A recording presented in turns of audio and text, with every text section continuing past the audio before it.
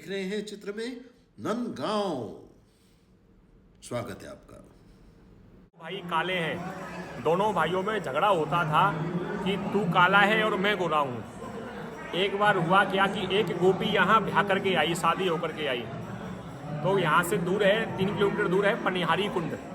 पनिहारी कुंड से गोपियाँ मीठा पानी पीने योग्य लेने जाती थी, क्योंकि हमारे गांव के अंदर पानी पीने योग्य नहीं है।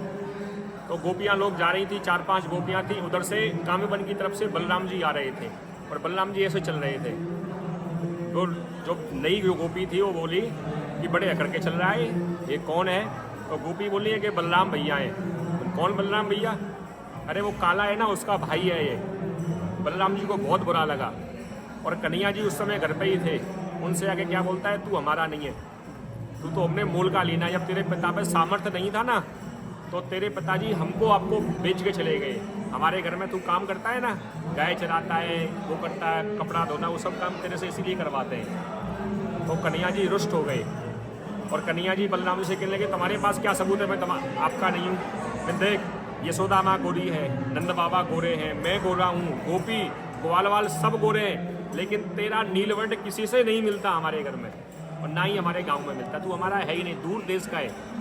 तो कन्हैया जी रोते रोते यशोदा मैया के पास आए। मैया रसोई में प्रसाद बना रही है ठाकुर जी के लिए और रोटी बना रही है। मैया के हाथ भी काले हो गए, क्यों? जो मिट्टी होती है चूल्हे की, ऊपर की जो मिट्टी होती है काली हो जाती है क्योले की।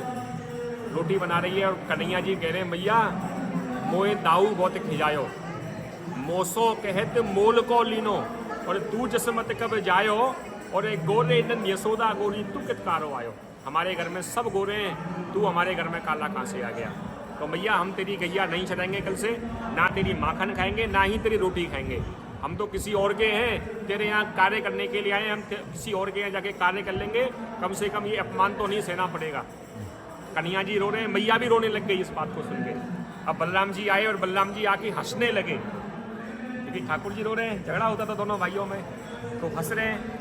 तो मैया आई और ठाकुर जी को जो है बलराम जी के ऐसे गाल पकड़ लिए कि ये रो रहा है, तू हंस रहा है। तो जो मुख पर काली मिट्टी लग गई बलराम जी के, और इस लीला को देखते ही कन्हैया जी हंसने लग गए। तो मैया कहने लगी, आज के बाद में मेरे घर में रहो, तू भी कालो बन के रहो। इसलिए बलराम जी भी यहाँ काले हो। दूसरा कारण है, बड़े भाई का कर्तव्य होता है छोटे भाई की रक्षा करना। तो बलराम जी स्वयं कृष्ण का रूप धारण कर लेते। कंस ने सिर्फ एक बात बताई थी, कृष्ण काला है, नील वर्ण का है, मोर मुकुट धारण करता है। तो बलराम जी स्वयं मोर मुकुट धारण कर लेते हैं, कृष्ण का रूप धारण कर लेते हैं। कंस के राक्षस मुझको कृष्ण समझेंगे, मुझ पर हमला करेंगे, मैं उनका वध कर दूंगा, कृष्ण तक पहुंचने भी नहीं दूंगा। इसलिए ही यहाँ दोनों भाई काले हैं। और छड़ी बंसी इसलिए नहीं, क्योंकि झगड़ा हुआ था दोनों भाइयों में। तो मैया से बोल दिया कि गैया चलाने के लिए बलराम जी जाएंगे तो जाऊंगा, नहीं तो मैं नहीं जाऊंगा, बिल्कुल भी आऊँ। तो बलराम जी जो गाय जो चलती थी, छड़ी बंसी से ही चलती थी गाय, बंसी की धुन से एकत्रित होती थी, और छड़ी ग्वाले के हाथ में आवश्यक चाहिए, तो इसलिए छड़ी बंसी भी भगवान को या बलराम जी को दी गई।